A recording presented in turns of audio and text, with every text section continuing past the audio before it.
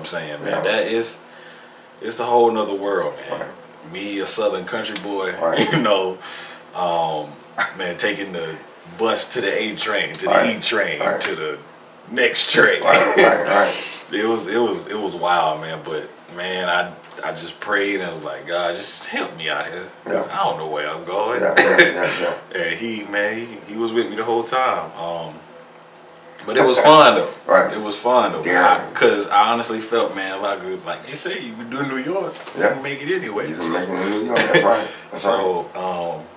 Yeah, it had its ups and downs. But overall, Mm-hmm. it was awesome, man. And I'd do it again. You put some things on the line to go to New York. What was up with that with your job? You were working. I was. Right. I was. I was working at a hotel. Mm-hmm. Just got the job actually. Right. And I informed, managerial staff of, what I needed to do. Right. And some things didn't work out Mm-hmm. with the scheduling and me being a new hire, leaving like that. So it was basically, you either stay here, keep your job, you can go to New York, you be unemployed when you get back. Needless to say, I went to New York. Right. And man, it was worth it, man. I met so many people. Got a chance to build my confidence even further from that. Very important. Oh my gosh, and just really get the full experience of what it takes to be a successful actor. I learned so much, man. That's stuff you really can't buy. Like I learned so much from so many great directors and actors that were there who were giving lectures and things of that nature, man. And just for them to speak to you, shake your hand, say your name, take your headshot and your resume, man, that was priceless to me. And honestly, that's the hunger I had moving to Atlanta. I didn't have much moving to Atlanta. I had my Honda Civic packed with clothes and, maybe a couple dollars. Right. So, I mean, hey, I just pray about it and go. Right. So, That's right. I've always been, I guess you could say, a risk taker in some form or fashion. But I feel like if you're hungry and you want that change in your life, you just gotta take that leap of faith. And it's worked for me despite adversities and things of that nature. I'm great. So. Yeah, I've actually, watched you through a lot of those ups and downs, and except someone, you have this way, man, that you continue to persevere, even when you're pursuing dreams and your heart is in it, and things are going on in your life, not allowing it to stop you, as if I can't because things are not lining up as perfectly as I want them to. So I can't. You would be dealing with something with your job or your car or whatever, but you would still be pressing, or with your dad or whatever, And like you said, you came up in the Honda Civic. It's still the same Honda Civic you got now, right? Still pushing it to this day. day. Right? Yeah. It's pushing to this day. It's a blessing to KPO. But when you were speaking about the choice you had to make, the ultimatum, if you want to say, that you were given, and what you gained from it, I heard Joseph, and how Joseph was unfortunately placed into a situation not like he would have wanted to be placed, under those circumstances. Okay, so, but as a result of being there, his gift was actually utilized, and the more you utilize your gift, the more advantageous it becomes to whatever your purpose is. And so he became ruler, because of what he was dealing with, and what he went through.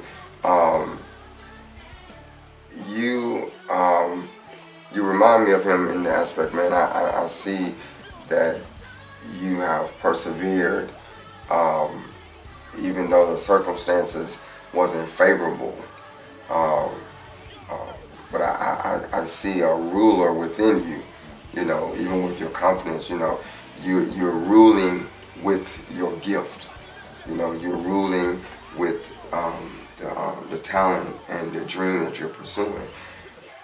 As you said, the things you gain, nothing can compare to that. You didn't have to go through all these classes in school, whatever. God allowed you to be in the company of people that would be able to pour into you, to connect what He's already given you. So you were you came back. How was that, man? You coming back? You knew you were gonna be unemployed. I mean, you didn't get the gig. Right. Right. Okay. You gained a lot. Right. But you did not get the gig that you were hoping for. Yeah. So, really, how was that? Because we all go through that in some place or time in a different situation. I can't lie, bro. It hurt. Right. You know, because, man, I knew I nailed it. It's Right. like when you were a kid, you study Right. for that test. Right. You're like, man, I aced this thing. Right. Right. And the teacher throw a D on your table. And you like.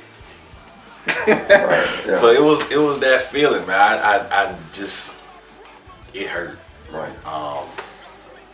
Got back on the plane, came home, and it was just like, man, I was depressed for a little while, man. Right. Because, like you said, I was unemployed. I didn't have anything coming back as far as, you know, money-wise and things of that nature.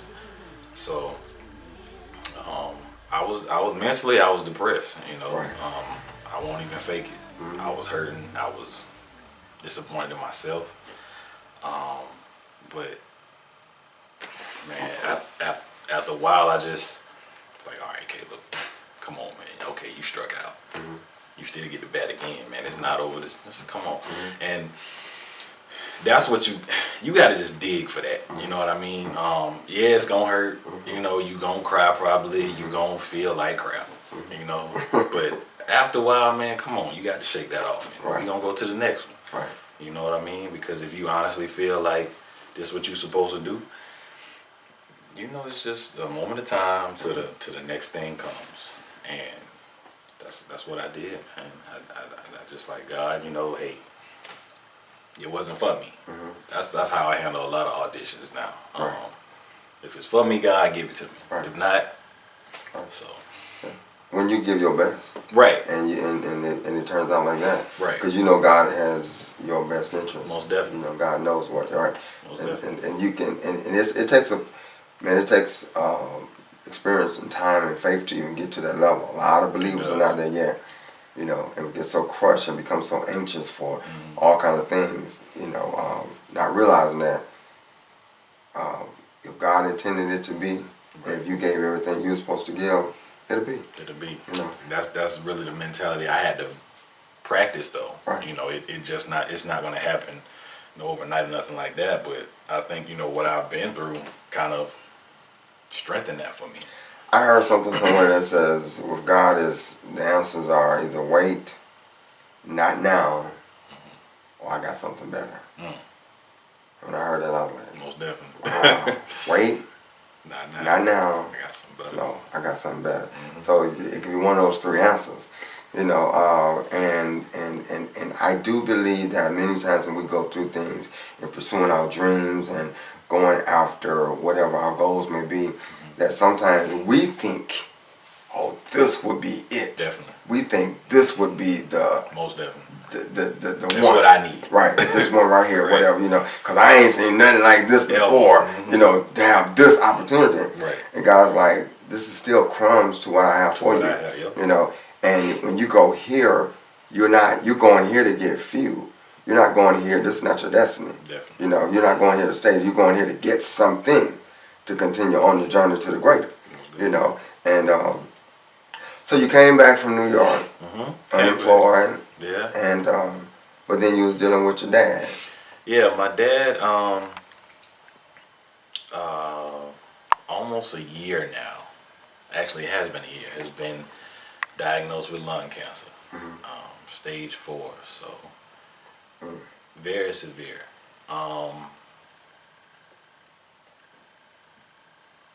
to the point where, man, we didn't know what it was gonna be, you know, because it just got really bad. And I never seen my dad. You know, when your dad is Superman to you, man. Right. You know, nothing hurts dad. And honestly, out of the 78 years he told me he's been on this earth, this is really the first time he's been sick like this. Wow. So God, I know, has definitely been blessing him Right. all his life. Right. But yeah, he Because he's been there when your mom was gone. So whole he time. raised all three of them. My dad is one of the greatest men to ever walk this earth. And yeah. But yeah, he's. I can believe that though. I can believe that because of you. Thank you, bro. Yeah, because you come from someplace great. I'm telling you, man. Thank you, man. You come from someplace great. It's in you, and you become that person that people connect to you. They don't want to imagine their life without you. A friend or you know, a worker, anybody who really connects with you and your spirit, they don't want to imagine their life without you. And from God and what your dad put in you and what you choose to walk in, that's where they come from, man. Thank you, man. I really appreciate that. Yeah, he's still fighting though. Still fighting. Honestly, I feel sorry for the council because he kicking that council butt. He kicking council's butt. Yeah. Because the doctor even was blunt with us and he was like, honestly, Mr. Davis, Yeah. I didn't think you made it this far. Wow. He told my daddy that. Wow. And man, Dad is winning. In my eyes, and I hope in all of my family, he's still winning. Yeah, you know. They tend to give you a time frame sometimes. They try to predict. Right. Did they do that with him? They did actually. Early this year, that was the time they were predicting that he wouldn't make it. Right. And my dad is still kicking, man. And it's not, you know, tragic like that. I mean, he gets around his walker. Okay. He's still eating good, despite, you know, the weight loss and pain he's in and things of that nature. The cancer still is somewhat in his body, but I mean, he's fighting, man. But you coming back from, had you taken the, had doors open for you in New York, you would have been otherwise on assignment, and probably in New York. But because you came back, you were able to go and be there for your dad. Be there, yeah. Right. Spent most of the summer with him. Right. Which I never really, you know, looked at. Right. Cause at one point I was so selfish, man. I was like, man, I don't have a job. I ain't got no money. You know, I can't do anything. And, you know, it was a good friend of mine just was like, man, you know, Caleb, maybe you not working right now because you need to take care of Dad. And in the back of my head, I knew that, but I don't know why.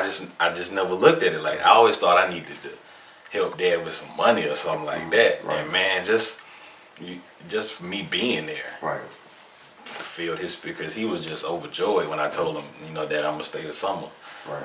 Man, he smiled bright as the sun. Man, he was just happy I was there, man. So, yeah, that you could look at it like, you know, a tragedy. I'm unemployed and then, but you know, God kind of like, hey, I need you to go take care of Daddy. So, yeah, it was a good time, me and him, just spending the summer together. That's amazing. Just like I said, I keep getting these downloads and was speaking with you, and just now I saw Jacob. So your dad is Jacob, and you is little Benjamin. You know, that you know, Joseph was at first, and then Benjamin came along. And I could just imagine how you being back there with him, how that just lit him up. You know, because you was youngest. Now, where are your other brothers?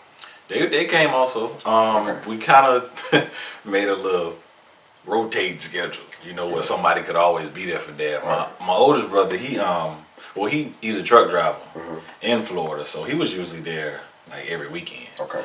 We were more so worried about the days when he wasn't there, like Right. throughout the week. Right. Because it really wasn't good for him to be by himself. Right. Right. So we kind of, just talked with each other and, made a little rotating shift where once he leaves, one will be there. And then when I told him I'm just stay the summer, I mean, it worked perfectly. So we've all been working together, as a big family. I'm happy my cousins actually also have been able to be there now more recently, since I've been blessed with a new job and things of that nature. So, and my other brother who's in DC, which is kind of difficult for him to come as frequently as he like. Right. So just family, man. I Right. love my family. Right, yeah. We've all had each other's back. So That's good. That's good. grateful for my big family. And your dad is a faith man. Definitely. He's a faith walker. That makes a big difference. But tell me this regarding you, man. You going through your ups and downs, and you walking in faith, living in integrity. Trying your best to. I nickname you Faithful. Right. That's just. I was telling somebody that yesterday. Actually, I was talking to Walter with the truck Right. and everything, and he was saying, "Oh, he has the number right." I said, "Yeah, he got the number, but they're going to get it anyway."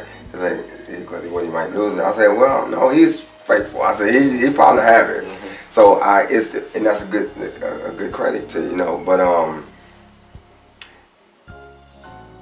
when you are in faith, when you are in God, when you're trusting, you're praying, and then you run into situations like this, with your dad, and the reality of seeing your dad not be himself and see this diagnosis come upon him and almost like transform his life, which also tends to transform your mood and things, sometimes your spirit.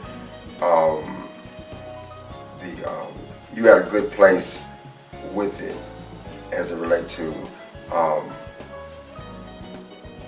how you're dealing with it, responding to it now. But how was that at first? I mean, when you first heard it and when you begin to see him go through, how was that? Give me. It was really just depressing. I broke down, to be honest with you. When I first noticed it, Father's Day of last year. Right. It just hurt because we all gonna pass on and go home, but it's like Dad ain't never gonna be sick. Dad ain't never ain't gonna will never die. Right. Man, you just see it, and it was depressing. It hurt. I can't really describe it any. Have you? We talked about this the other day. A lot of times when we get facts from doctors, facts from different places in life, we tend not to, or we forget that we are eligible for a miracle, with our faith, with our relationship with God. But I found out, even there have been times in my own life, but I found out that sometimes when we get the fact, we are so focused on the fact and the symptoms to the fact, or the results that come with the fact, that we forget to, or we don't even think that we're eligible for a miracle, or to ask for one, or go to the throne for one. Right. Have you battled with that? Have you battled with these are the facts, and do I even see a miracle? Have I even thought about a miracle? It's been a battle with me spiritually, because I know I'm not perfect, and I know I mess up so many times. Yeah, all of us do. And it's sometimes, man, I feel unworthy in a way. That may kind of make sense because I may do something bad or something like that and feel like, man, I want to ask God for this, but then I have to remember that it's because of His grace that I'm even where I'm at right now. Right. But you want to ask him, but you don't ask him? I do ask him. That's Okay. what I was getting to. Okay. That's why I say I have to remind myself. Right. that, Okay. honestly, I could never earn my blessings. God blesses me just because of who He is. It was just out of His grace. So Right. once I remind myself of that, I just go into my prayer request, and what is it that I want for my family, or want God to touch for myself, my life, their life, But yeah, it's a constant battle. It never goes away. I don't think, because sometimes I just get into I get weak mentally and just feel as though, man, I know I messed up, and God is, He disappointed in me. And He don't want to hear from me right now. But man, I fight it. I just have to do it. Have you asked him for a miracle for your dad? I have, which I think he's still working, Okay. and is gonna continue to work. I just have faith in that, because they say my dad wasn't even supposed to make it this far. Right. That in itself, to me, is a miracle, man. Right. So, Right. And I was gonna say that sometimes we neglect to we fail to know how a miracle looks sometimes. right, With our goals, just like with our goals, we already got it shaped and designed how we want our life or how we want that miracle to look. God is saying, I am performing a miracle for you right now that you don't see. The doctor said this day, things are still rolling. That's a miracle. This happened to that person. It didn't impact you that same way. That's a miracle. most definitely. And so many times the signs, wonders, and miracles of God are right before us, and we fail to see them. So I admonish you for seeing and recognizing how God is miraculously moving, with your dad's life, because see what goes on with our families and those around us, it impacts our life, and so as you're able to see God move beyond the facts, and in spite of the facts with your dad, your faith increased more It did. as it relates to what you're pursuing. Yeah, whatever your struggles may be. Right. Yeah, It just builds that. Right, it builds. It strengthens it. I guess I can say, when you go through that or go through, almost anything. You look back what God brought you through. That should be reassurance for you. And that's what I use as strength a lot of times with anything I'm going through. Just, God brought me from that. That's just faith that He gonna bring me through this. So.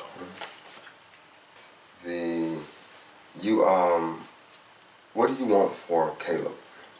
What do you? Myself. Yeah, what do you want for Caleb? If you could speak out of your mouth right now, and it be, what do you want for Caleb?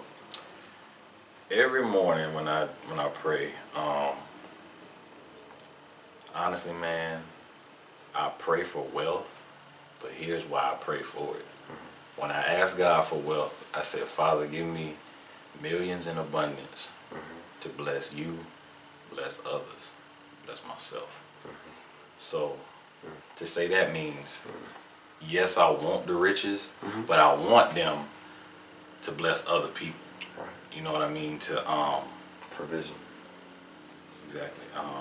To number one, my family. There've been some ups and downs with us as far as finances and things of that nature. So to be able to eliminate that Right. quote unquote stress permanently, I love that. And then just broadening that to friends, my community, eventually the world. KPO. Cancer, definitely. But yeah, this cancer thing that's Right. affected my family heavily. I would love to cancer research foundations and schools of the arts. These are things I've, mentally already ask God, "God, if you give me, this is what I want," you know. And, that would be, and that is my request as well. Well, I declare the wealth and health upon you, man. And it shall be. Stay where you are with Him.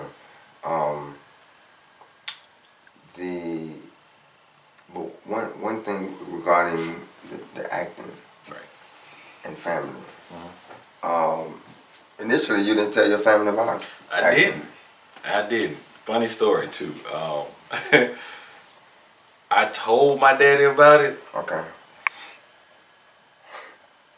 but I didn't really tell him. Right. It was on some. Well, you know, Dad, I do a few But churches. y'all was watching Young and the Restless. Yeah, he's a big soap opera fan. Right, And I right. was like, oh yeah, I do a few church plays, you know, every now and then. Right. I do, you know, something little for the church or whatever. Right. He was like, oh, okay, you like it? And I was like, yeah, Dad, I love it. I really do. Yeah. Like, oh, okay, sport. He called me sport. Right, sport. You know, like, okay, sport. Well, you know, if that's what you love, Right. you know, maybe you can make a career out of it. And I was like, He said that? yeah. And Wow. that, it shocked me because, you know, I just never really thought my daddy would take that seriously Right. if I told him that, Right. you know. So for him, you know, kind of give me the green light on that. And then when I was home over the summer, Wow. he actually he finally saw me on Fatal Attraction. Ah. And Wow. I was This is the first thing he's seen you on? first thing he's Are you ever seen. serious? First thing he's ever seen me. All the stuff you've done. Because I mean, most stuff I do, it's on late for him. So I mean, he hasn't had the chance to see it. So this summer when I was home, I said, "Dad, we gonna watch this show I'm on." He said, "Oh, you on there?" I said, "Yeah, I'm on there." They're like, "What you doing?" I said, "Just hold on, we gonna watch it." So when it came on, I ain't say nothing. I just wanted him to know if he would notice me. And Right. I'm just sitting there, I'm looking at him, looking at TV, Right. looking at him, and they showed me. Right. They're like, "Oh, that's you right there." No, I was Wow. like, "Yeah, that's me." And so Wow. I was like, "Oh, okay. So you killed the girl." And so ironically, the first thing my daddy saw me was me murdering somebody. But I mean, hey, Right. I was just happy he saw me, and Right. that was one of my biggest hopes. Is that I want Daddy to see me on TV, and that just made me so happy, man. Just to let Pop see me on TV, it was awesome. So Yeah. I was glad he got a chance to see it. Doing what you said, the first question he asked you is, do you like it? Mm-hmm. That was the first thing. First thing he asked me. Do you like it? Mm-hmm. And that's so important, and it's just powerful of your dad to just that becomes his first thing that he wants to, in his 78 78. years of living, he wants to know, do you like it? You know, not does it pay? How much it pay? You know what I'm saying? You know, because that's that man thing that men deal with a whole lot. That was question number 2, by the way. How much it pay? Right. Yeah. But the first one was, do you like it? Yeah. And when they cut you off. Right. Yeah. But that's important because I'm often sharing that with my son. Mm-hmm. And so many people say, pursue what you like, what you love, because then it you know, your gifts will make room for you, you know, and the money will come. The money will come if you're diligent and faithful to what you, because everybody has to, there's seed and harvest time, and a lot of people want harvest, they don't want the seed. You never know, when you think about the farmer, you ever go, you're a country boy, and you look at the big old field, Right. and you're like, good, great. And you see the crops, you know, the harvest when it's ready, but before Started. the farmer sees just what I got to do. Yep. And so it could be real tiring, exhausting, overwhelming just to think, wow, I got to go up that line, down this line, up that line. You know, and I got to do all this. And so then you start thinking of shortcuts. How can I, you know, and that usually messes you up. Yep. You know, so man, to to do something that you love but this is the thing about it with you, man. You don't just love it, and why I want people to get to know you as they know you, to know that you don't just love something or do it because it makes you smile or happy, but you do it with excellence. You know, when you put your hand to it, you do it with excellence. You come, and I've never been able to ask you to do a particular part, and you're like, gee, I don't know if I'll be able to do that or that. You're like, okay, I'll try. You know, I'm like, you think you? She talked about how she was adopted and how her mother died from AIDS as well.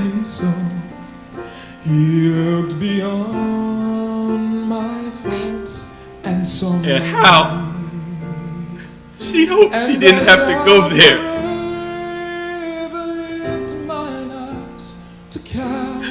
I know she's watching down on you.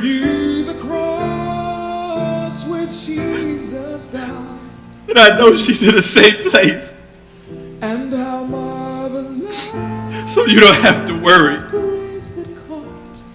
Worrying is not the case.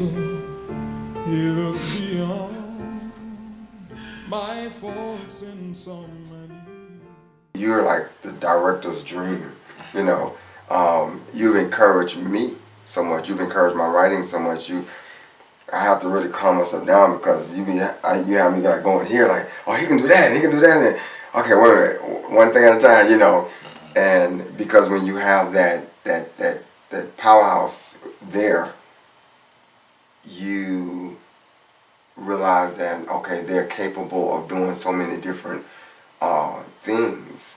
And so then you create a challenge also, because then we have to go back and say, okay, what's first?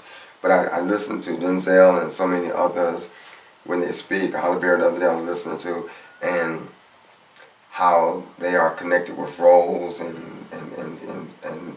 how their directors look at them and the relationship they have. And, you know, you faithful to KPO, you be my assistant, you know, and whatever I ask of you, if you're able to do it, you know, you rise to that. That is on-set, off-set, you know.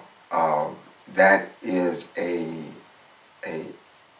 that's something, that's a testament in itself, that people who are trying to be somewhere, go somewhere, be respected, and you got to realize these are some of the seeds. That's why I tell you, your harvest is coming. Because see, God calculates all these seeds.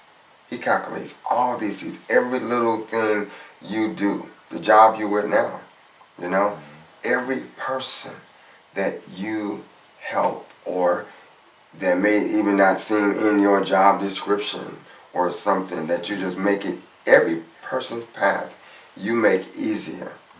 You've already done that for yourself, you know. And so that's why, even though you've gone through the maze and ups and downs and roller coaster, you know, as you pursue your own dream, but in it all and through it all, you have kept your joy, you've kept your faith, and you have stayed in favor. God has continued to favor you. He is. You know? He is. And so it's like you've never been just without. Maybe short, maybe low, maybe got to strategize or whatever. Not without. Yeah, huh? Not without. Yeah, right, no without. And we forget that sometimes. We do. You know, that because we want it to be better than this, but we don't realize, but God is keeping me from being over there and in that situation. And so He's going to, anybody who looks upon you, man, they see and they know that great. All I see when I look upon you is greatness. When I give you a script and you bring it to life, I'm like, whoa, yeah, let me get something else. Read that, you know, do that. So Thank you.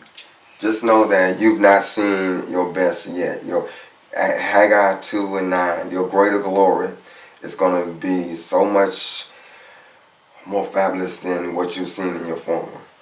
You know, and I'm glad too that your family, because sometimes, you know, when we're pursuing certain things, we don't let some people know about our family because, you know, it may not be the ideal thing that somebody else thought for us or what we need to be pursuing, because you went to college for this. You don't want to be another Cosby kid, you know. And but but to pursue your dreams like you are, to come to Atlanta like you did, to go to New York like you did, to be able to continue to be faithful in the midst of everything, have a couple of productions going on at the same time, and be excellent in all of them at the very same time. That's testament of your diligence to your craft and your faith in God.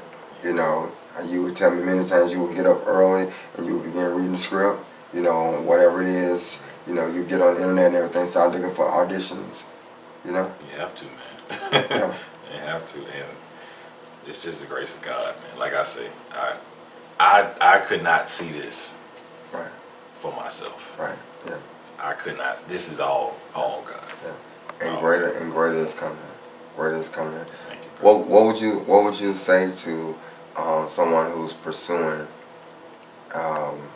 whatever, you know, pursuing purpose, pursuing passion, but they find themselves dealing with a lot of adversity, and they find it like, I tried that and that door was shut, and I tried. What your life has said a lot already, but Right.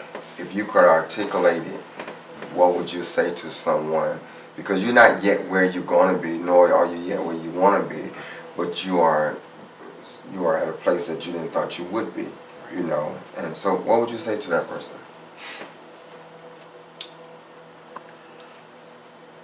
Prepare for rejection. Rejection will come. It's not about avoiding rejection. It's about how you bounce back from it. President Barack Obama, I wish I could remember this quote, but to summarize it, he was basically saying rejection is unavoidable, but the way you bounce back and persevere shows character. So, of course, I could say the don't quits and the you can do it and keep hope alive thing. Don't forget those, don't neglect those. But one thing I think a lot of people regret, well, don't regret, but just refrain from telling folks is prepare for rejection. Because if it's something you really want, the enemy don't want you to have it anyway.